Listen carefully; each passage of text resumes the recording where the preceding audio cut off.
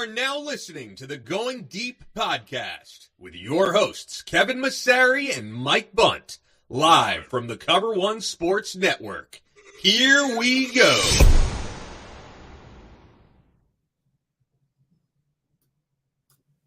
Welcome into a new edition of the Going Deep podcast. I'm your host, Kevin Massari, here with co-host Mike Bunt. We're going to be going through training camp tomorrow. Check-ins were today. We got a lot to go over with training camp. Everything's coming back together. The band is back together, Mike. So we got a lot of great content. We got the entire Cover One podcast network getting together this week. So all of us will be trickling in and out throughout the week. So that's going to be fun to have Greg, Eric, and the rest of Thomas and the rest of the Cover One crew together, Mike. And then myself will be there at some point to make some great content, some great crossover content. We'll be there.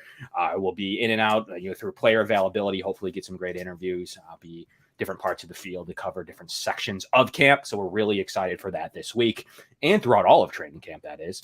But Mike, with camp less than, getting close to 12 hours away, Mike, how you feeling? I'm feeling good. This is the start of one of the better times of the year, the end of summer.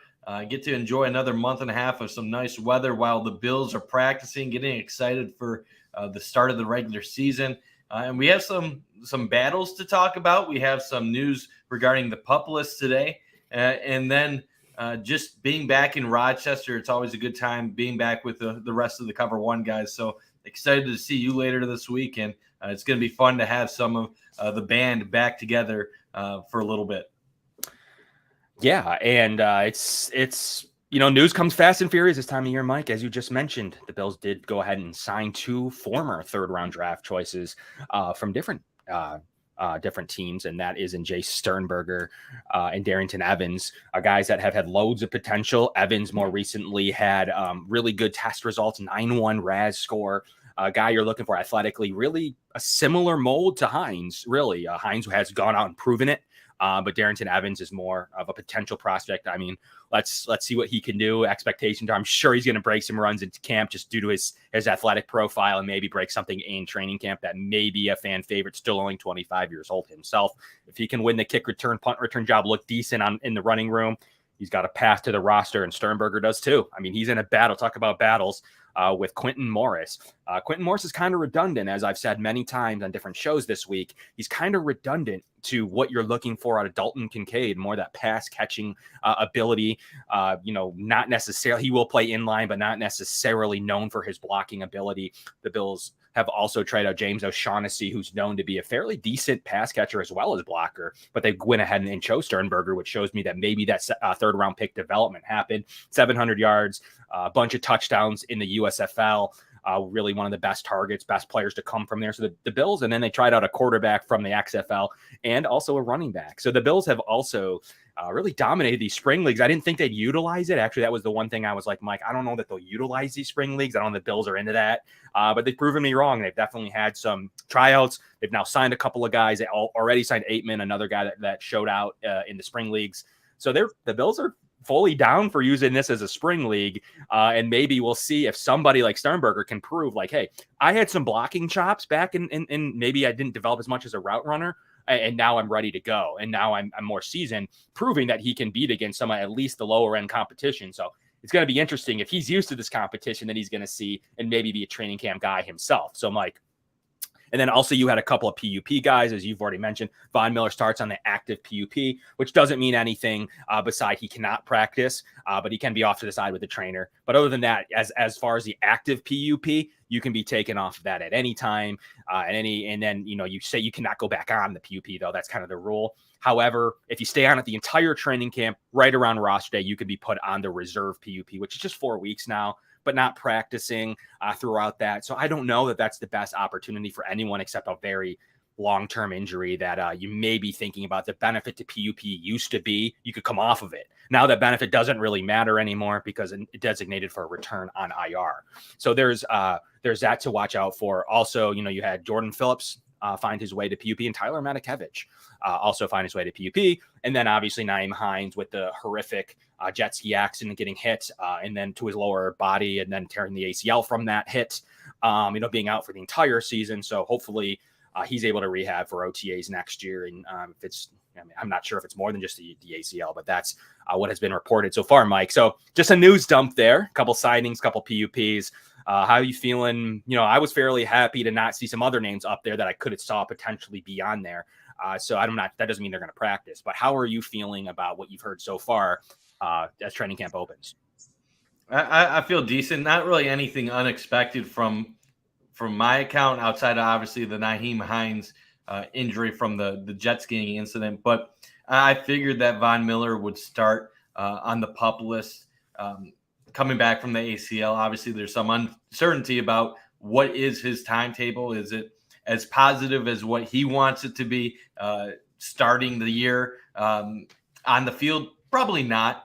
But I do think starting the training camp on a PUP list would seem to indicate that, just like many of us have predicted, he's probably going to miss some time at the beginning of the year. How much? We'll see. It really just depends on how he continues to rehab and get better as time goes by. But, yeah, pretty much status quo from the end of minicamp. I really don't have any surprises going into camp right now. I know the Nyheim Hines news is obviously devastating from his perspective, missing an entire year. And who knows what this means for his NFL future, where running backs really start to lose opportunities as they get older. And now coming off an ACL injury, what is this going to mean for him?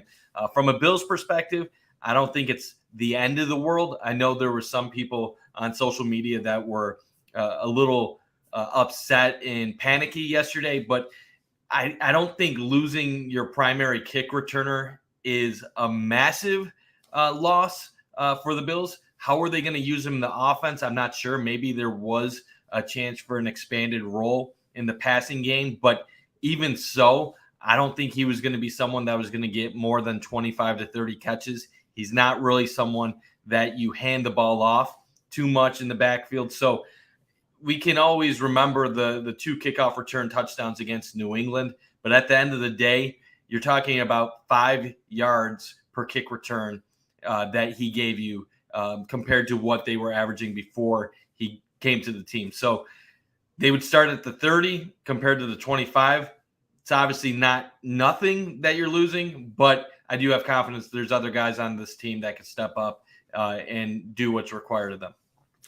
Yeah, I think what's interesting, Mike, is that if you kind of break down the way this roster development worked, they feel pretty confident in the skill and the upgrade to this roster. So that's first and foremost. I do believe it could be the best version of the roster that you've seen in recent memories. Realistically, the only loss you had was Tremaine Edmonds. They did go ahead and do have 2 back-to-back third-round picks competing for that role, as well as some veteran guys.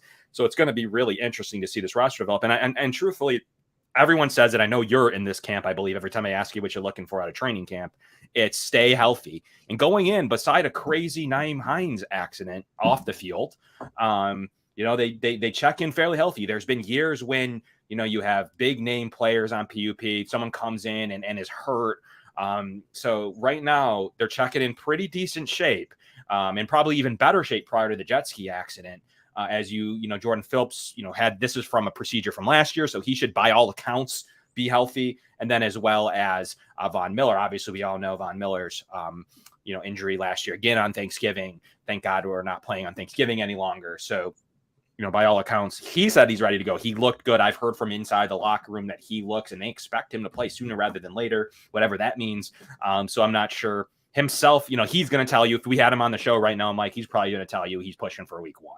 Like, I don't think there'd be any doubt if he was, in the third box below us, there'd be any doubt that he would tell us he would be searching for week 1. He wouldn't even be someone that says like, well, we got to see, hopeful for the best, maybe week 8. He would be someone that sit here and tell us, he's doing everything he can to be ready in 6 weeks from now. So that's what's going to be super interesting is tracking his storyline too for me, because I think that defensive line with him and Leonard Floyd and Greg Rousseau and AJ Epinesa, as we've already stated, AJ Epinesa has statistics to be a good defensive end too, and all the metrics point to that. And tight end for defensive end for, and he's going to be in a position to where he's not going to be needed as much as he was, as you have potentially 2 premier pass rushers. Gregory Rousseau could be in there with them, and you're not getting to rely on AJ Epinesa as much. Is there a role for Boogie Basham? That's something else we need to talk about here today, Mike.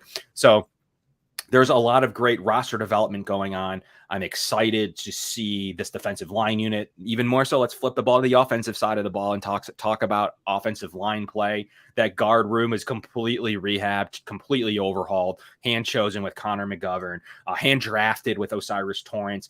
You can put Rick Bates in a versatile role. You have, former Ike Butker is a guy that this regime really likes. You have David Evers from the Super Bowl with Aaron Cromer in years past. So you have a bunch of options there at the guard position, and it's worlds better. This offensive line the Bills could have used greatly in the playoffs, specifically last year. So we'll see how that all comes together. But Mike, what is immediately off the bat? What is a unit you're going to go to camp tomorrow, Thursday yourself? What is a unit you're going to be studying as you first check in? Let's say you had a choice to stand near any unit. What would be the most interesting to you as just a whole group? I'll cheat, and I'm going to say 2 units. Okay. I'm first going to look at the linebackers. I want to see what's going on. Obviously, who's going to be the favorite to take over Tremaine Edmonds' role at middle linebacker? Is it a returner like Tyrell Dodson?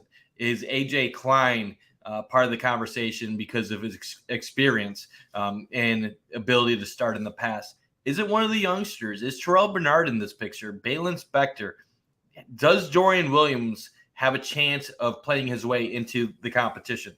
Those are all things I am wondering about heading into this week. From what we were told this offseason, Kevin, we kept hearing Terrell Bernard, Tyrell Dodson, Balin Spector. Now, 2 names that you're not hearing right there are Dorian Williams and A.J. Klein. So it'll be interesting how they decide on this, because we would say that Dodson is probably more of the thumper, while Balin Spector and Terrell Bernard would be more of guys that you would trust their coverage or maybe their ability to defend the pass. So I want to see how that plays out and who's getting the most reps with the ones early on. And then the second position, if you watch this show, you listen to us, we love wide receivers on the Going Deep podcast. And yes, the Bills 1 and 2s are pretty solid with Diggs and Davis, but I want to see what are they doing with the slot receiver when Dalton Kincaid isn't out there. Is it Trent Sherfield? Is it Khalil Shakir? Are they doing gadget things early with Deontay Hardy, or is he really more than that? Is he going to be a significant part of this offense? So those are the 2 things I'm going to be watching heavily early on. Obviously, I could have said cornerback too. Is there a battle between Elam and Dane Jackson and some of the other guys, including Christian Benford, and Cam going forward? But I'm going to say linebacker and the depth of wide receivers. Yeah, I think that those are very good units, Mike. I mean, for me, I got an interesting one. I saved this one for our show over a couple shows that we have been on. AJ, we would check out AJ's analysis yesterday. We were on Saturday, with Joe DeRosa and his show here on Cover One. So we definitely under review. So we're definitely, around the block here, Mike. But I think something I've saved for my show, one position group I'm looking forward to, is the running back room. To me, I want to see who's going to win this job. Are they going to go premier back? Are they going to find a rotation for Latavius Murray and James Cook and Damian Harris? Does it look like it's just going to be Damian Harris with sprinkled in James Cook? Does it look like it's just going to all be James Cook with those guys as reserve roles, maybe in the red zone, down in the goal line or short yardage? So it's going to be pretty interesting to see how they utilize that. And all in all, I think the room between those 3 is better than obviously what they had last year going into training camp, and having to rely on Duke Johnson, rostering Tywan Jones. We'll see what Devin Singletary loss means to this team, and obviously rookie James Cook. So I do believe, and then obviously Zach Moss, who you later traded after not being productive enough in Buffalo. So I think that this unit to me has a potential one of the best touchdown guys in the league in Latavius Murray. We can say what we want. He's ranked top 10 in some advanced metrics, especially in short yardage and ability to score touchdowns, which would be very good because considering where the Bills had those little red zone lapses, even if there are anomalies last season. So we'll see if he's able to increase that. Damon Harris at one time was our $7 or $8 million projected running back, a guy that they've been relied on in New England heavily.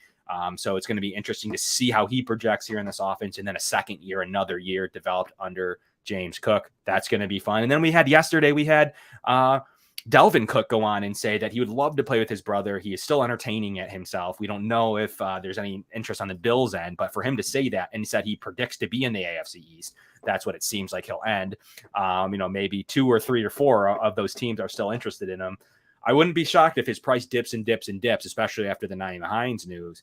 I don't know that that's fully off the table, but it was interesting for him to say this late in the game to still bring up Buffalo as a potential. So that was just a fun little blurb, but one that just caught my eye that why would he be still bringing up the Bills? Is it a DeAndre Hopkins situation? But, I don't think he's going to get anywhere near the money Hopkins got. So could be an interesting thing to track, as he's mentioned playing with his brother would be a really great celebration for him. So we'll see if there's anything there, as well as saying that's a possibility. So, Mike, the running back room to me is pretty interesting because I want to see how much they utilize it and what it looks like with the rotation. Is there going to be a clear cut back? Is it going to be just a full third, and then Darrington Evans and Sims mixing in?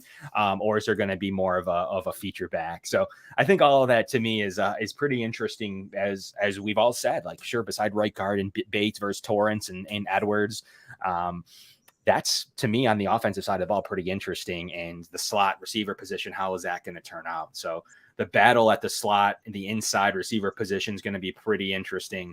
Are we going to see as much Dalton Kincaid there as we thought? Are we going to see him more in line? Are we going to never see him in line?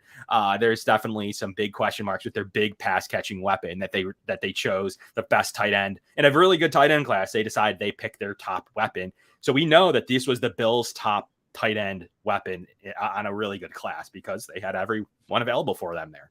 So that's a pretty interesting note how they utilize him. I would imagine since April, they've been thinking about that, Mike.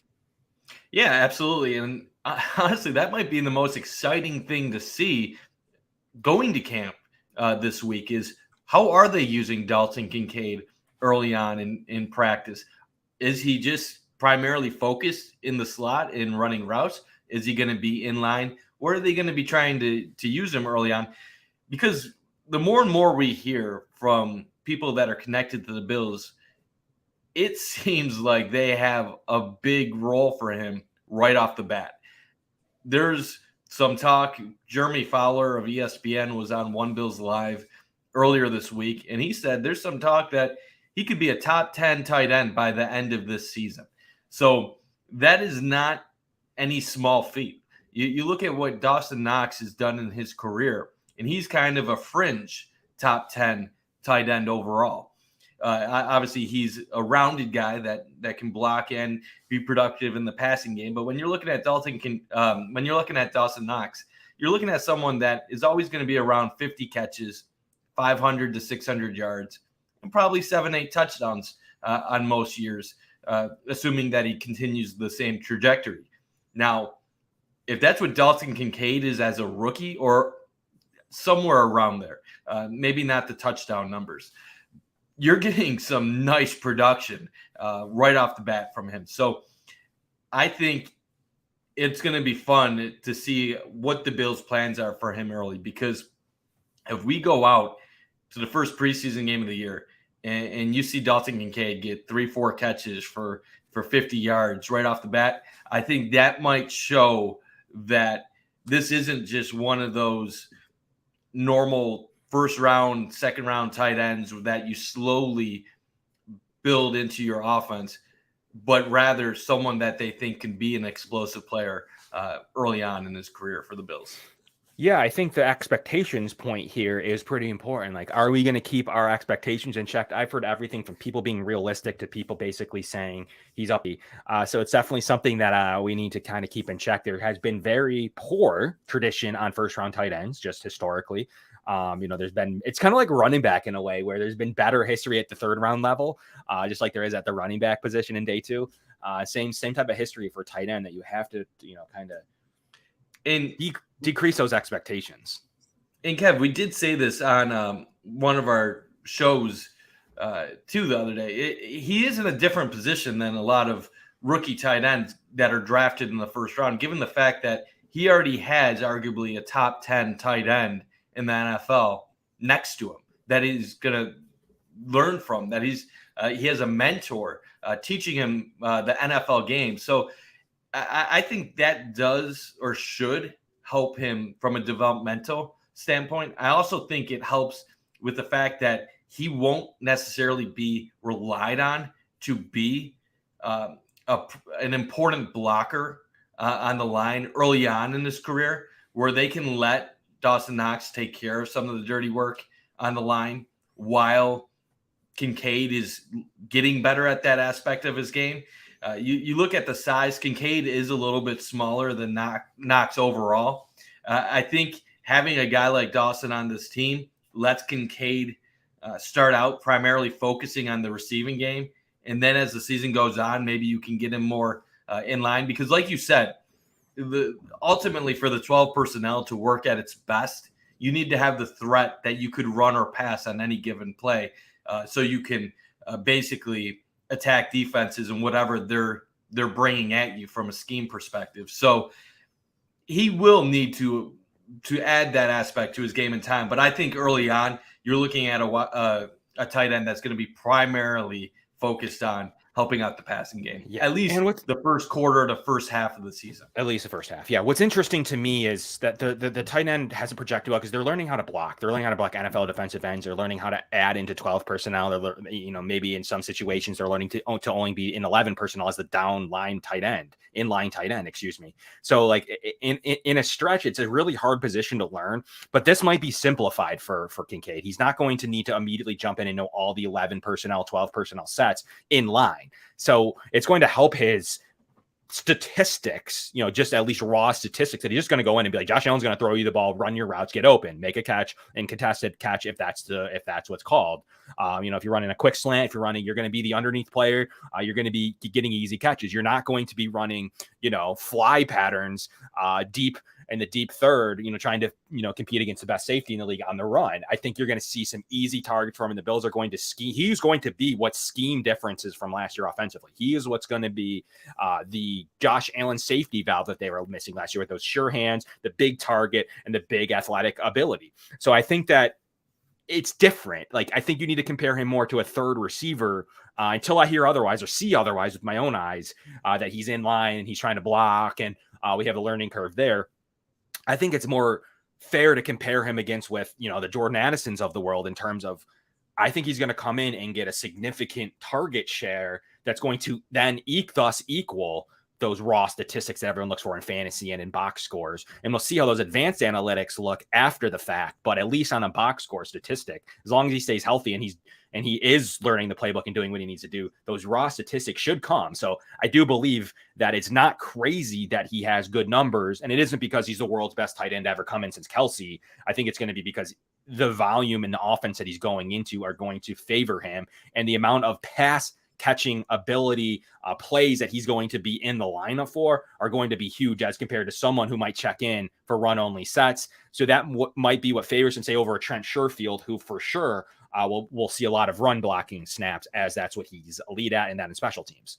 And Kev, he's going to be playing a role that is very favorable to him putting up numbers. And it was a role that was severely lacking on this Bills offense last year. For as good as their numbers were from a metric standpoint, the one thing that really made this Bills offense kind of ugly at times was their lack of having a safety valve in important situations. When teams started bracketing Diggs and basically taking him out, there wasn't really that next guy that you could rely on a big play to throw to them and know that they were going to be open. And that's what Cole Beasley was to this Bills offense for 3 years, not counting last year. But that's why some of the people, when Dalton Kincaid was first drafted, were referring him to as a big Cole Beasley or Swole Beasley, not because he is the same caliber player that Beasley is already, because let's be real, Beasley during his third year in Buffalo, he was putting up really good numbers, and he was playing at an elite level for a slot receiver. But it's the easy passes that he'll create for a guy like Josh. Cole could read a defense, a defender, know how to read their leverage, and basically get wide open pretty quick, pretty easy. With a guy like Dalton Kincaid, with his body, with his frame, he can box out certain guys and basically be a safety valve for Josh to make those tight throws. But he also has the ability to put his foot down and get open and do different things. So I think this is the perfect addition for the Bills offense. And it's a big reason why I really haven't been focused on, or not focused, but not really as worried about who wins the wide receiver 3 battle overall. I'm excited about that battle, but I'm not really worried at the end of the day who wins it, because I think Dawson Kincaid is going to come in right away and be around a 50-plus catch guy. I don't want to say he's going to be a 750, 800-yard tight end year one, because I think that's – Where do you have him at if you have to lock it in right now? If you have to lock it in right now, preseason, where are you locking in? For yardage and receptions? Yeah. If I had to lock it in right now, I'll say he gets 50 to 55 receptions for about 550 yards. Okay. I'll put him down for 5 touchdowns. I think year one, if you get that production from him, you're pretty happy right away. Yeah. And lastly on the lock-in, what percentage of the snaps do you think he plays? What's your guess? For Kincaid, that's a tough one, because a lot of these rookie tight ends, they don't play a massive percentage, but being the slot receiver and being as talented, because I think when we watch him during camp, it's going to become noticeable pretty quickly that he is a level above what else we can throw at that spot. I think he's going to be 55%, something like that. Maybe a little bit higher. I don't know what a respectable number. I'm not a snap count guy like the rest of you, but playing a little bit more than half would seem like a fair number to start out as a first-round pick rookie. Yeah, what's interesting, I think people expect him to play no 12 personnel. Like, they don't know, like, in terms of when he checks in, is he going to be in line at all during certain 2 tight end sets? That's what's going to be interesting. I'm tracking that's what will jut that from 40 to 50% snap share to 55, 60, 65. Is he going to see, I'm not saying he's going to play it much, at least in the first season, but how much 12 personnel is he going to be in line, down lineman on the edge, helping out one of his tackles, if at all? Is he, I mean, obviously you're going to have some 23 personnel, some goal line, other words, goal line, or maybe 13. There's going to be ways that you might bring in other tight ends. I'm not sure, but he's going to have to play some down. If not, I don't know. They're definitely going to need to carry one of the tight ends we've talked about earlier in the show. If he's not going to play any down, and then he's essentially literally is a receiver.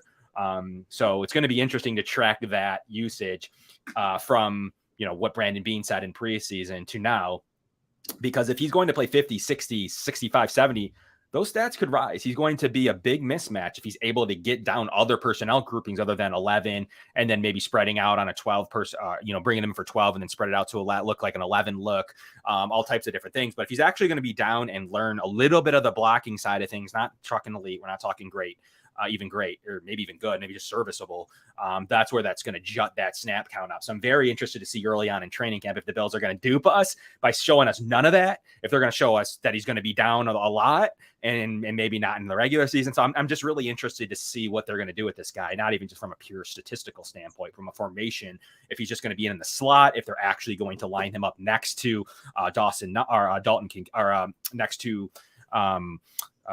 one of their tackles, depending on, I'm assuming Spencer Brown wins the role, but will he line up next to Spencer Brown at all, or Deion Dawkins? So all that is very interesting to me as we kind of piece together what happens in training camp. That is definitely something you can take away from training. You can't take away those splash runs, but you can take away, what do they look like in certain formations? What are the Bills looking to do with that player? Is he on the move a lot, say in a Hardy situation? Is he stagnant a lot? Is he in certain packages? That kind of stuff you can absolutely take away from training camp. You can't necessarily, just because he made a one-handed catch, does that mean anything? Not really, just because. And another thing it's always important to watch too is who's playing with the first teamers, who's playing second teamers.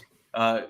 when you're making a big play, but it's going up against the second teamers, that's not going to amount to as much to the coaching staff. Sure. As if you do it against the first teamers. So that's something definitely to look out for, because I feel like a lot of times we get fascinated by, like you said, a nice catch or a receiver getting a bunch of receptions. But if you're doing it against the depth guys, if you're doing it against lower level talent, that doesn't get you as many brownie points at the end of the day. And not that you didn't do something nice, but you got to do it against the best of the best on the team in order to make an impression.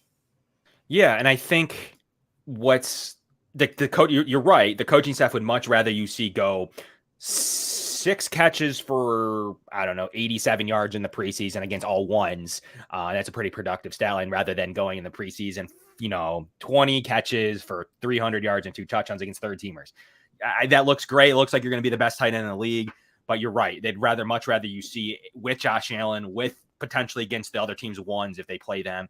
Those are the situations you're looking for, in actual situations, not just trying to come back late in a preseason game or something where it doesn't really matter against thirds. And you're just running and catching, playing backyard football, which can happen at times in the fourth quarter, depending on the game flow of those preseason games. So to me, you rather see some productive 6 to 8 than they would 300 yards against third teamers. That'd be fun for us to talk about here on the show and in fantasy shows and stuff. But then much rather you see you be productive against teams, looking to run their base defense and running their actual starters out there. But the 300 yards would be fun too, to lead the preseason in catches or something. But never forget the AJ McCarron comeback preseason game against the Bears, or Isaiah Hodgins lighting it up in the previous preseasons and stuff like that. But at the end of the day, what we even said last year on our show, when Hodgins was tearing it up in the preseason, we kept saying, who's he doing it against? Right. It was second stringers. And granted, Isaiah Hodgins has proven that he's an NFL caliber player and that he deserves more reps. He deserves an opportunity, and he's done the most of his opportunity with the Giants. But strictly from reading the tea leaves from how does the Bills coaching staff feel about player X or player Y, it was pretty clear, even though Hodgins was putting up stats last year in the preseason, that the Bills coaching staff wasn't as high on him as what fans were based on how he was producing. Yeah, I mean, either was the league, Mike. He went unclaimed through the first round of cuts. So let's be honest for a second. Bad teams, I'm not saying what the Giants were good or bad, but bad teams, medium teams, they literally looked at their roster and liked every single player on it more, and factoring in their injuries they may or may not have had throughout preseason, more than Isaiah Hodgins did. So after that training camp he had and preseason, literally every team decided, just let him stay on the Bills practice squad. We don't want that individual. And they, went with the Raheem Blackshear really quickly off the Bills practice squad. He also sat on the practice squad where he could also be signed at any point. It wasn't just one quick waiver claim situation. So that doesn't mean a player is not necessarily good. That's not a great correlation, but it does mean that the way that the league interpreted even that offseason or many past off seasons wasn't great. And I think you made a good comparison somewhere, either on a show or somewhere, where it's kind of like when Robert Foster as an undrafted came in to Buffalo and literally was going against Andre Holmes and the ghost of Kelvin Benjamin. You got to throw it to somebody. Like, just because you're the best of a poor crop doesn't mean that you're good. You're going to put up volume numbers just by being the number one target on a team on a weekly basis for a little while. So not to get too much into the Giants, but that's the one thing. They seem to be the Bills, right? Brandon Bryant, Cole Beasley. They signed. They literally like Victor, like Vernon Butler. Like their roster was full of ex McDermott players. So it is pretty interesting to see the gamut of players that they. Do they even stay? They even rolled with Matt Breida last year and still do. So they really, and then Jamison Crowder. And then obviously they had in and out throughout the season, they were playing different Bills at times. So now they have Cole, they have Tommy Sweeney. Like, the Giants have become the equivalent to what the Bills were doing to Carolina, poaching all of their players throughout the years, because it makes it easier. You got guys that know the system, they're familiar with the coaching staff. Feliciano. It's easier to teach and kind of say this is how we do things, because those players are already familiar with how the coaching staff wants to operate. Right. So it's not even really always about the talent. It's more so it makes it an easier teaching and development process for everyone else. But yeah, that is something I did have written down here for today's show, and we're on the topic actually. So the Bills actually, here's what I was told, that the Bills were so worried that they would actually claim Tommy Sweeney, who now is on the Giants. So they were probably right. They were so worried at the time. They didn't have, obviously Dalton Kincaid. They kind of needed that depth behind Quentin Morris, because Quentin Morris, as we talked about, is more redundant. He's kind of redundant with Kincaid, but last year he wasn't really. They kind of needed maybe a second pass catching option, and he was okay at times. He made a couple of big catches in the season, but they didn't know what roster space to move, so they thought that they would essentially leave Hodgins alone and take Sweeney, and they ended up signing Sweeney. So they cut Hodgins, keeping Sweeney on the roster, trying to play games with the Giants, and they were obviously going to claim either of them, apparently. Potential playoff team that's still, looking for waiver wire players at this stretch, which kind of goes to like, how strong is that roster really? If the Bills, you're taking their 53rd or 54th, 55th man. I don't know exactly how strong your roster is, if it's that fool's goal to be in the playoffs at that stretch. But a fun game I want to play with you, Mike. If the Giants cut any of those players, Hodgins, Sweeney, we'll just say on Hodgins because that's fun. If they cut Hodgins, and we can play this game, I guess, with any of those guys, he's probably the really only notable one. Would the Bills sign him back? If for some reason he doesn't make their 53, which I don't think anything's a for sure guarantee there. I mean, they have Paris Campbell, Darius Slayton, Jalen Hyatt, Sterling Shepard, Wan'Dale Robinson, Jamison Crowder, Cole Beasley, Bryce Ford Wheaton. I don't think anything's a foregone conclusion that any of those guys, maybe beside like Sterling Shepard and Jalen Hyatt, are for sure on there, maybe Slayton too, are for sure on the roster. Would you take Hodgins back right now if he was cut August 30th? Would I? Yes, I would take him. Okay. Would Hodgins come back to Buffalo? I doubt he might it. have a choice if he's a claim. And if he was available, I think it would be a very similar situation to what last year was.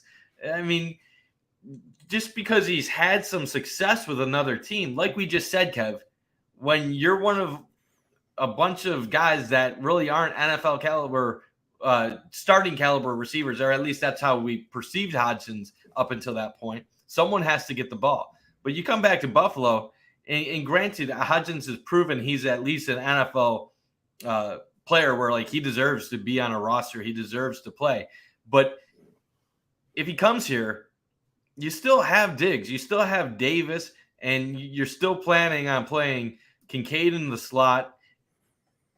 Where is he going to be? He's still your, at best, number 3 wide receiver. And I could see it. I could see this happening like in my head right now, where he would come to Buffalo. Fans would be so excited. All the fans that were saying, "Oh, you messed up by letting him go to the Giants. You messed up." He'd be on the Bills as the 3 receiver, and suddenly he's getting like 2 catches a game. He'd finish the year with like 350 yards, and fans would be like, "Oh, he's not that good." Well, because his role wouldn't be to be the primary guy. Right. Like your role contributes just as much to your statistics at times as your actual talent. Like if you could be a starting running back on a team, almost any team in the NFL, and run for 650, 700 yards. You're the same player, and then you're suddenly a backup on another team. You're not going to put up the same numbers, or if you get less carries, it's going to be different. So I think we don't put context to it enough for why he had the success he had in New York. Credit to him. But I don't think it would be the same story if he came back to Buffalo. That's interesting. I agree with you, but I think that Bills fans would be interested. But guess who that would mean? That would mean a fan favorite, Khalil Shakir, Justin Shorter, someone like that would lose the roster. Are those guys for sure worse than Isaiah Hodgins? Are we sure? Are we sure that those 5th round picks from the Bills are definitely worse than Isaiah Hodgins, a former 6th round pick? Are we sure that? We don't even know if Jake Kumerow was worse than Isaiah Hodgins. No, I mean, we don't. Say Jake Kumerow went to New York and Isaiah stayed in Buffalo. Could Jake Kumerow have had 25 catches in half a season if he was the primary guy? Maybe, maybe not. But I think a lot of times we overreact to small sample sizes. they can show what you're capable of. But how many times have we seen this happen with the Bills? We already mentioned Robert Foster. He had me fooled that he could be a number 2 receiver on the Bills in the future, and I was way off with that. We've seen it with running backs, guys like Carlos Williams, Mike Gillislee, where they go on these small sample sizes and they trick even guys like Bill Belichick into signing them. And people fall for it all the time. So that's not to say that Hodgins won't pan out and couldn't be a good receiver in the NFL, but I want to see it over a full season where he has a complementary group of receivers, where it's not just him and a bunch of guys that should be 4th, 5th stringers just bashing it out to end the season. Now it's time for a segment that we've played on other shows, and we have to say, name your favorite player going into camp who you think is going to surprise. And as I always fool Mike or Josh with Mike about is you can't pick someone in the top 40. Who is your favorite camp surprise going in? Also, your surprise cut as well. So, it's a favorite topic. It's a good topic to get going. And I'm happy to revisit this in a month, during maybe our cut down show, which will be, we'll be really close on a Tuesday for cut down day. So we'll be able to revisit some of these takes, Mike. But first, tell me your favorite player that no one's talking about, or you're likely to make the team, and then your surprise cut. Can we do offense and defense? Sure. So my 2 favorite players on offense, and these, you would probably count them as top 40 guys. I would count them as top 40 guys, but they're not guys that are in the top 20. Let's just say that. I would say Khalil Shakir and Latavius Murray. Okay. I think a lot of people are sleeping on Shakir right now and are just completely overlooking him. And I get it. They signed Deontay Hardy. He's going to have a role, regardless of if it's the McKenzie role of last year in the slot or the McKenzie role of the past where he's a gadget guy. Sherfield, we obviously know, can block. But I am not ready to give up on Khalil Shakir yet. I don't know if he's going to have a big statistical season, but I think he's still part of the Bills' future plans.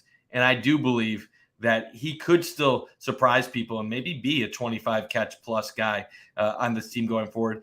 And with Latavius Murray, I feel the same way. When he was signed, obviously everybody's focused on James Cook and Damian Harrison. Maybe those guys are the clear 1-2 running backs, but Latavius Murray has just been solidly productive for close to the last decade. Everywhere he goes, he just keeps on producing. He's a threat in the red zone. And I really do think the reason you have the backfield the way it is to have a 3-headed monster. I don't think Cook is going to be treated as a bell cow. And I don't know if you can even say that there's a huge gap between Damian Harris and Latavius Murray. A lot of people are all saying how great Harris is based off of one really solid season in New England. But if you looked at their careers as a whole, I think there's an argument that Latavius Murray is just as good of a football player, if not better than what Damian Harris has been in his career. Obviously, age plays a role. Murray is much older and at the twilight, but those would be my 2 guys that they're not going to light it up, but maybe they could surprise potentially. Very interesting. I think what's interesting, like I said, I'm all about the running back room, so I don't mind that because I'm very eager. I'm very eager to see how that ends up turning out. So I really love the way that running room has turned out. And will it get added to? I don't know. I don't think anything is done on this roster, any position group aside quarterback, maybe not even backup quarterback. So I think that any position could be added at any time if Brandon Beane finds a guy, as his famously says, who will take $2 million. So it's very interesting to see how the whole roster play out. But for me, a guy that I'm watching for specifically to make this roster, and I've said it on a couple of shows now, is Richard Garage. He's a guy that can win a tackle job with a tackle unit that features David Quesenberry and Brandon Shell. Nothing else. One injury there, he could be on the roster, if not priority practice squad guy. But he's a guy who's played at Florida with Shorter and with Osiris Torrance. So he's played on an offense. He has familiarity with this style of offense. And can he come in and earn a job? He was pretty good in Florida. Thought he was going to get drafted, and he is on the priority level for me. So we'll see if he's able to come in and earn the final offensive lineman spot, or if not, continue to be developed on the practice squad as the call up tackle if needed for injury. So that's a guy that I'm watching out for. And my deep sleeper end is a UDFA and Richard Garage. I don't think it's crazy that they'd go ahead and roster him if necessary, especially if there's any type of small or long-term injury there at the position. I like the Latavius Murray pick because I do think that there's a chance that he might lead the running backs in rushing touchdowns. So we'll see how that turns out. So definitely always watch him, Darrington Evans and Jordan Mims. It is worthy with the news, especially if they don't sign another running back, that they could develop one of those guys behind the older Latavius Murray. And Jay Sternberger, a guy they just signed. Can he beat out Quentin Moore? So that's going to be a fun one to keep an eye on. Has he developed enough through the spring leagues and others to be on this roster? So that's going to be a pretty fun one. A guy that I have to fight for playing time, Christian Benford. He beat out Kyrie Elam once. He's a guy, they love his tackling ability. They love his ability to play in zone. They love what he can do safety and corner. We'll see if he's a versatile piece to this defense. So it's going to be pretty interesting to see what they do with Christian Benford. He's going to be a guy I'm going to keep my eye on, and he isn't a surprise make it because obviously he's on the roster, especially with what he's able to do and his salary level. But will he actually be a surprise playing time candidate? That's going to be one of my top guys that no one's really talking about. Like, I don't think it's a foregone conclusion at all that he's just a reserve and not playing, as this regime absolutely loves that guy. And a guy in the clone of him, and I've heard a lot about him lately, is Alex Austin, too, in the same position group. A guy, the 7th round pick. I think the Bills are sick and tired of the Jets and the Giants and other teams stealing the Rashad Wild Gooses of the world, or Jack Anderson's. They continue to have play. We talked about Hodgins, former day 3 picks. They're sick of having these day 3 picks plucked. Will they stop rostering special teams guys in a year where there's more and more rules protecting special teams and less returns, or they continue to roster special teamers? So it's really interesting. Will they stash guys like Alex Austin? Obviously shorter. I don't see a path to him getting cut, but Nick Broker is another one. Will they rather roster him over a Richard Garage? Well, you know what I mean? So I think that the ability to roster these late round draft choices and hope that the other veterans or Richard Garages of the world can sit on the practice squad. So I think that they're sick of having their draft choices who they like to see what they have from getting claimed by other teams before they can fully see their potential. So that's going to be something to keep an eye on as this roster continues to go. And Cameron Dantzler is a guy that I don't think is out of the running. So this cornerback room is pretty fun. Even if we think we have it figured out, Ken Dantzler, Ken Benford, Alex Austin, can they make Dane Jackson expendable to a late day 3 trade? I think in an ideal situation, that's what would happen, Mike. So this corner room, it isn't, at the top. Sure, I think we think Elam and Trey, and then obviously Taron Johnson. But behind that, the 4 through 6 gets fun quickly. Will they still continue to roster Saran Neal as a special teamer? So it gets pretty interesting what they're going to do with 4 through 6 at the corner room. Yeah, I love the Christian Benford pick. I do think he's going to be a contributor on this team in 2023. Yeah.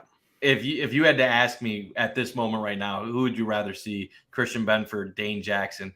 I go Christian Benford just based on the upside alone. He did show a lot in a limited amount of time last year. I think Dane Jackson might be able to get you a 6th or 7th round pick on the market if a team has an injury to their secondary room and they're looking for someone that they could plug and get by for a period of time. So I do think Dane Jackson is more tradable than maybe some other players on the Bills roster. And if I had to pick a few other players on the Bills defense, I know that he started last year in place of Micah Hyde, but I do think a lot of people are now overlooking DeMar Hamlin. Now, I'm not saying this from a surprise, how is he going to play on the field, but I think a lot of people have just kind of overlooked the fact that he is playing football and that he has come back from this heart incident where he seemingly died on the field, had a commotio cordis, and he's making a comeback. And I expect him to be on this roster. I know some people are saying, well, maybe they'll cut him because who knows what his long-term health is. He's gotten the go-ahead from doctors. He's been cleared. his mindset is he's playing football. And I know a lot of people have said, what is he going to be like? Well, the first time someone goes to contact him, only he knows that. But I don't want to speculate that he won't be ready for it. And I think if he is part of this team, like I expect, it will be interesting what his role will be. Obviously, he's a backup, but there's been a lot of speculation that the Bills could run more dime this year, or that they could mix things up a little bit to try to confuse teams in certain down and distances. Obviously, Taylor Rapp is part of the team right now, so that would appear to be the number 3 safety. But could DeMar Hamlin still have a little bit of a role? And then the last guy I'm going to name, I'm not saying this name to say I'm expecting big things. All I'm going to say with this name is I think the fan base has started to use him too much of a cut candidate, and they're overlooking the fact that there is sometimes a developmental period with defensive linemen. I would not cut Boogie Basham. Okay. I am not giving up on a former 3rd-round pick entering his 3rd season with the team. I believe that the fan base, they're wanting more production from him. They want him not to be invisible at times. But it is not good asset management to just get rid of these guys after 2 seasons. Some players take longer to find their stride. If he was a 1st-round pick, we'd be even more upset, but we would never even think about getting rid of him at this point. We would be saying, give him another year. Let's see how it molds together. We had a talk with AJ the other day where AJ was mentioning how Shaq Lawson is a lock for the roster in his opinion, and that Boogie Basham would be the guy he cuts. I love AJ and I respect his opinions, but I couldn't disagree more. And my reason being is you owe nothing to Shaq Lawson. He is a veteran fighting to just hang on in the NFL for another year or two. He is a solid run defender, but he's a 5th defensive end in your room. So on the other hand, you have a 3rd-round pick who you still have under contract for another couple years, who you drafted in that spot because you seemingly see something in him.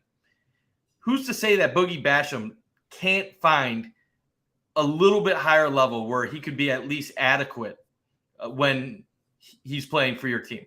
And we got to remember, too, when it comes to Shaq Lawson versus Boogie Basham, Shaq Lawson was a top 20 pick who seriously took about 4 years to get to the point where he was an above average player in the NFL, or even slightly above average in the NFL. Shaq Lawson was not someone that day 1, day 2 was lighting it up. It took him a long period of time to really establish himself on the Bills. And then when he went to teams like Miami, when he went to Houston, when he went to the Jets, none of those stops lasted more than a year. And then he ended up back in Buffalo on a cheap contract. So I would say this. I am still going to give Boogie some time heading into camp, heading into the early part of the season. And I want to see, is this really all we're getting from him, or is there room for him to continue getting better? I'm not saying he's ever going to be great, but I am hoping that he can at least improve from what he has shown his first 2 years in the league. Yeah, for sure.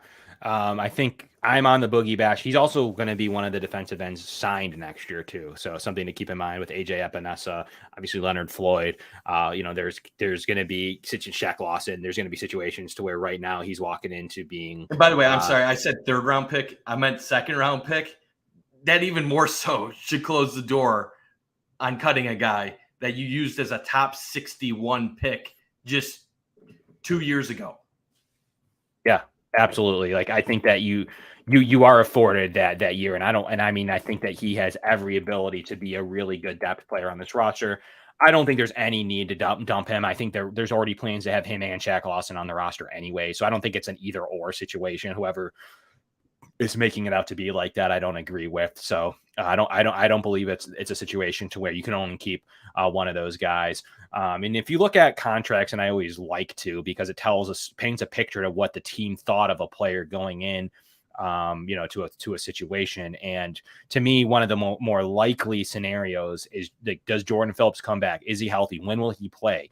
Do they expect him to play at a high level? Will they utilize him later in the year? Because he saves the Bills $1.65 million to cut. So he's got to have a future role here to be considered and to keep that roster position. So that's something that I'm keeping my eye on. That's in-season money that the Bills could use if needed. So that's just a note to know that you can generally look at a contract and make some analysis from it, what the team is thinking about doing with a certain player.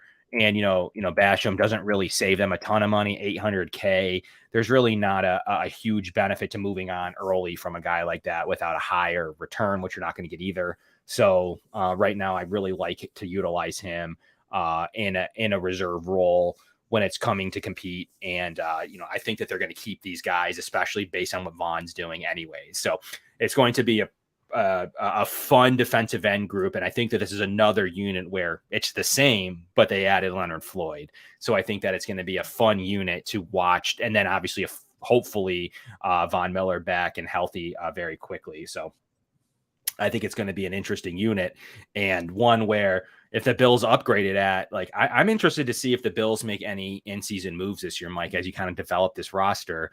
They went for Naeem Hines last year. Will there be a receiver available? Will there be a premier defensive player? It's going to be an interesting season for the Bills, and one where I feel like they are going to continue to be all in, as well as they have Josh Allen and even Stephon Diggs on restructured contracts. The time is now still for this team. There's no windows while you have Josh Allen, but it is one of those seasons where it's still an all-in type of year. Will Brandon Beane finally push some final cards to the table? Whether it's via trade market, whether it's, keep increasing players like Delvin Cook, or if it's still just miniature budget veterans that will come to play in Buffalo. So that's something I'm keeping my eye on as training camp continues.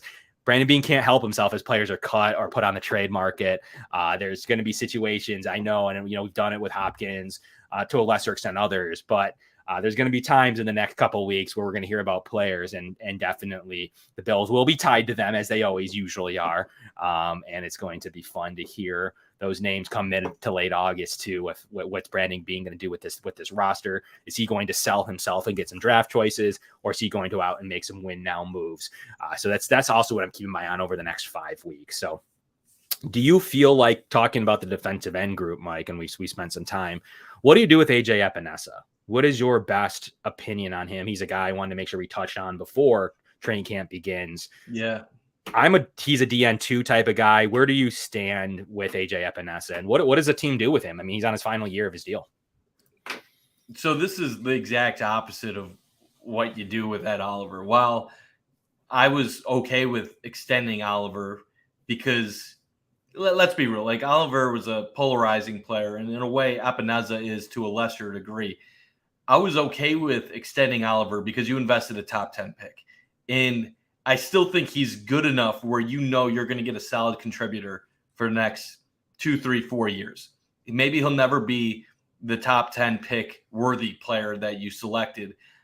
He might never be the top 5, 10 D tackle in the league, but you're going to get solid production. And ultimately, with good players around him, he should be a strong D tackle for you in the future.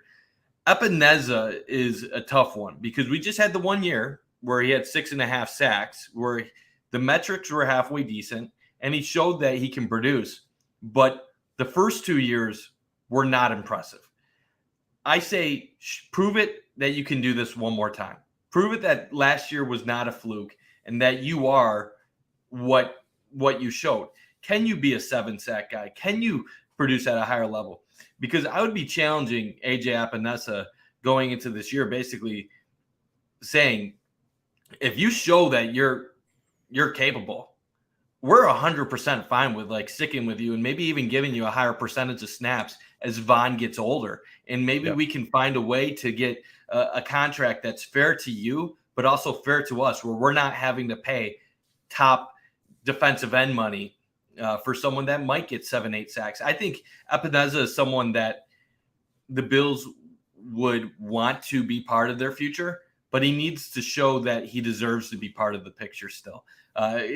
Because if we're going to be real, with Von Miller's age, he is not going to be someone that you can rely on for a super high snap count and percentage of snaps as he continues to get older. So you almost need a guy like AJ Epineza who might be able to step into a bigger role as that time goes on to be that alternate next to Von Miller.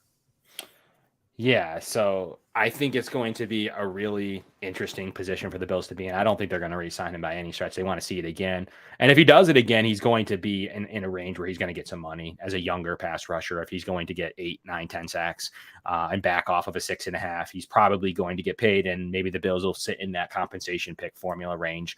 But I think that that's about all that they can do with him right now, outside of having like a dominant preseason or something and them getting like a premium asset now. I guess they could go that route. So it'll be a pretty interesting situation to what they're going to do at the defensive end position. But they developed him. He's a story of that this team preaches. So if he has another good year, that's basically what the Bills will say. Like, this is a guy that we drafted. We needed to change some weight a couple of times, and now he's a productive player. This is what we're about here in Buffalo, especially losing Leonard Floyd and Shaq Lawson next year. Kev, if he takes off, there will be a lot of Bills fans eating crow after the things that were said about him after 2 years, the things that were said about Brandon Beane's drafting. If AJ Epineza ends up being an 8-sack guy this year, if he ends up being a hit for Beane, someone that does end up producing in as part of this long-term future, we're going to have a lot of people having to take back their hot takes from early on in his career. And I think we forget some of these guys, it takes 2-3 years for them to really develop. It's not an instantaneous thing. Even quarterback, when we drafted Josh Allen 7th overall, there's a lot of people are saying, like, it's going to take at least 3 years. Now, Josh was a unicorn and developed much faster than anyone else, but sometimes we become a victim of wanting instantaneous results. And these big guys don't always have it right away, especially a guy that wasn't a first-round pick. We talk about it on our spaces a lot, Kevin, where when you talk to NFL people, a first-round pick should be an instant starter. A top 10, 15 pick, that should be an instant above-average player, borderline elite. But a second-round pick to NFL circles, if you're going to a solid team, not some rebuilding team that stinks, like what the Bills were for 17 years during the drought. Most second-round picks, it's a coin flip whether they're going to start right away or not. And the expectation is that by the end of their rookie year, the beginning of year 2, they can put themselves in a position where they can start. Same thing with like a third-round pick. You're hoping maybe a year and a half to 2 years you can get yourself to where you can be a solid starter. Much after that, you're talking special teams and developmental guys that could take multiple years. But Epineza, after a little bit of a slow start, isn't very far behind where you would want him after 3 years. If you told me 6.5 sacks as a DN3 behind Von Miller and another first-round pick who also was trending to be double-digit sacks, I wouldn't be mad at that. If he can get me another 7.5 sacks this year, I think that would be pretty damn good for being a second-string rotational defensive end on this team. Right. I think that it's going to be fun that the Bills had some specific plans, and the team, like you said, the team is good enough to where they can develop these players. Yes, we want a Super Bowl win, but consistently winning playoff games is one of the only teams to consecutive win games in consecutive playoff seasons. It's a skill. They're really well coached. Can I address one thing quick? I'm sorry, Kev. Yeah. DF Forever. I've seen some of your posts. I respect what you're saying, but I do disagree with a few of it. I know you're saying we're judging based on what they've done, not what they're going to do. The truth of it is NFL teams are projecting. They're looking at what you're going to do for them. They don't care what you did in the past. They're looking for what you're going to do in the future. And when you are a draft pick, that is all what projection is. That's why you take a guy like Josh Allen, even though if you looked at his metrics in college, if you looked at his stats in college, you would have said this guy is not deserving of being a first-round pick. But you look at a tall guy who's athletic, strong arm, mentally has it there. You tell yourselves, we can develop this. We can mold this ball of clay into a future star franchise quarterback. It's similar with all the other positions too. You're drafting traits. You're drafting someone that's either quick or somebody that's big and strong or someone that's very intelligent, and you're trying to develop them. We keep talking about how coaches are great with their schemes, how they're intelligent, how we want Dorsey to be a genius and be able to adjust. Well, another part of coaching is development. So let's not forget about it. And not everybody comes into the NFL ready to be an instant contributor. Stevie Johnson did nothing his first 2 years in Buffalo. In fact, most Bills fans couldn't even have named Stevie Johnson until his third year in the NFL when he finally had a breakout year. So I know you say it's not eating crow, but in this society where we have these hot takes, where we're talking about cutting Boogie Basham, where we're talking about after 2 years, AJ Epineza doesn't even deserve to be on a football field.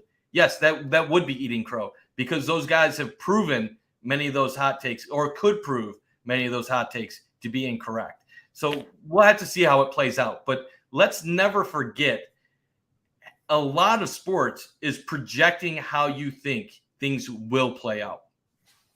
Yeah, and I mean, it just depends. Like, it depends, like, what the topic is, but you can't say something like,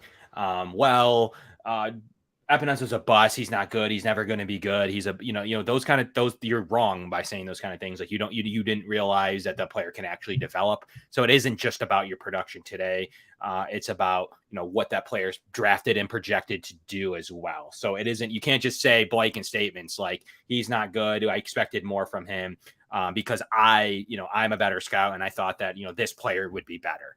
Or whatever you may think. So you have to remember that, like, players develop, and that is the goal of this thing. That is the goal of this thing for Leonard Floyd to play this year. Look, he wasn't great in Chicago. The goal of this thing is for him to be developed and be good future. Shaq Lawson is an example of someone that got better as seasons went on, and then back in Buffalo now. So player Jordan Phillips, players get better, and they're allowed to get better as well. Josh Allen even. So you can't just be reactive like that.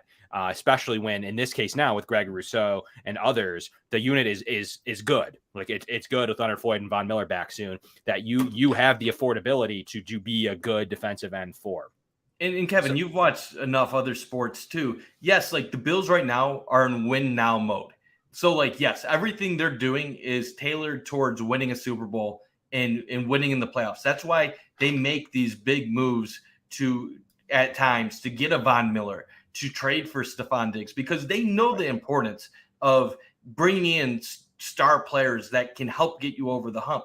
But you have 53 players that are on your active roster every Sunday, and only a handful of them are going to be elite players. You're going to have a lot of good players in there, some average players, and some below average players. So with the salary cap, you're going to need to take some guys that aren't necessarily the highest paid guys, or some of your draft picks, and you're going to have to invest in long-term in development with them. So yes, there is projections involved. That's not to say that you're not going all in on winning, but Kevin could even mention this from a baseball perspective. You literally have teams that are intentionally tanking over the course of 3, 4, 5 years just for the hope that they can build up their farm, develop it, and then win. And then a lot of teams in baseball that are at the top right now, outside of the big spenders, are teams that have taken that approach. You've seen that in hockey with several teams. In football is really no different. Like, even NBA, that was basically what started the trend of tanking for top 3 picks, top 5 picks. It is about projecting for the future a lot of times. And that's, like I said, we're not saying the Bills aren't all in. They, of course, are all in. But if you're going to make a cut and you have a guy that is the right body size, you have a second-round pick invested in him, and you think there still might be something untapped potential in him, that goes into why you might keep him over someone else on your team that might be slightly better, but you don't have as much invested in him. Maybe he's older, maybe he's slower. So, like, these are all things that factor into the decisions on who stays, who goes. How do we want to go forward with this team? Yeah, fair enough. Well, what an action-packed hour and 15 minutes. We're going to continue next week, Tuesday at 7 o'clock, after a plethora of great content all week long. So stay with us, stay with the Bills, stay with all of Cover One for all great content coming the rest of this week from all of our Cover One Sports Network shows. It's going to be a passionate and a great discussion around roster development, roster build, and what we're expecting to. So watch out for all of our shows getting together here from Wednesday to Friday, over going through a lot of different things. So we're pretty excited for this time of year to actually have real football. It's got to be Mike's favorite, rather than discussing potential UDFAs who have not seen a single snap yet. So we're going to see those snaps now from those players to see if there's anything there from this rookie class, as well as undrafteds that are going to be part of this rookie class. So Mike, going to be a good one. We'll see everybody in Rochester, New York for some training camp talk throughout the entire Cover One Sports Network team. We're getting excited. It's the time of year. Training or preseason games just around the corner in a few weeks. There's going to be a lot to discuss coming up on next week's show. We're going to break down the first week and what we want to see in the second week, and then start to make some roster projections. And then we'll be live on the show 5 weeks from now for Cut Down Day, which will be here Tuesday. So we'll talk about the final roster and what the Bills will need to do. And then a plethora, 1,200 players will hit the waiver wire now all at once. So will the Bills, we'll talk about any players that are cut around the league too that could potentially be claimed if necessary by the Buffalo Bills. So we're going to be at camp. Make sure you say hi to Greg. Make sure you say hi to everybody, Mike, and others that will be at camp as well with the Cover One crew. But we're really excited to be at training camp and to be here for football season kicking off here live in Western New York, 9:45 tomorrow. So from the Going Deep podcast crew, I'm Kevin. That's Mike. Thanks for tuning in here for the 75-minute show. And we'll be back at you, as always, Tuesdays at 7 o'clock.